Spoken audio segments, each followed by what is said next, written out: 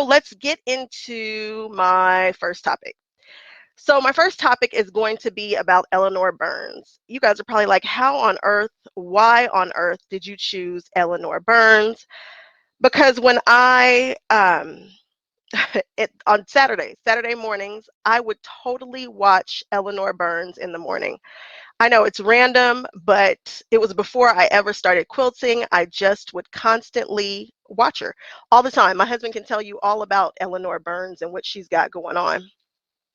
So here we go. I'm going to read to you some of this. I'm not going to read the whole thing. Don't freak out. But over 30 years ago, Eleanor Burns introduced her first book. It was Quilt in a Day book, and that began a quilting revolution. She invited all types of sewers to participate in an age-old tradition using her unique style, a diverse combination of cutting, sewing applications which replaced scissors and templates with rips and strips, bringing rotary speedwork to patchwork. She introduced an incredibly rapid stitching system, applying the method of assembly line sewing to piecework. Her concise step-by-step directions were easy to grasp, allowing anyone to be successful at making a quilt. I'm going to skip around a little bit. She's been doing this since 1978 when she self-published that first book, Make a Quilt in a Day, the Log Cabin Pattern. Now that's the show that I'm familiar with, Quilt in a Day. I had no idea that she was in San Diego. I've actually gotten a chance to go to her store, and in her store, in the back, you can see that she has her set. Like, you can see where the set is. Let me know if you guys have been there. Let me know if you've ever been to the store. Leave it in the chat for me. So yeah, I've been down there. It's great. She's got that TV series. It was on PBS. I didn't realize it ran for 6 seasons. It might still be on. Now, all of a sudden that I've started quilting, I don't watch quilting anymore. I guess I don't have time for it. I don't know.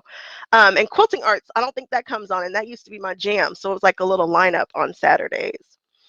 As a young woman, she received her Bachelor's of Science degree in education from Edinburgh State College. What else is interesting?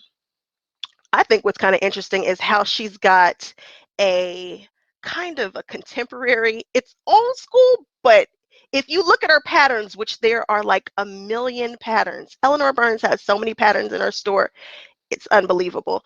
But if you look at them, they do kind of have a contemporary feel to them. I wouldn't call them necessarily modern. It does still come on PBS. Thank you, So Love. How are you doing? Thanks for hanging out with me. I didn't know it still came on. I might need to check it out, but I kept catching the same episode. Like, I need them to give me a few more episodes.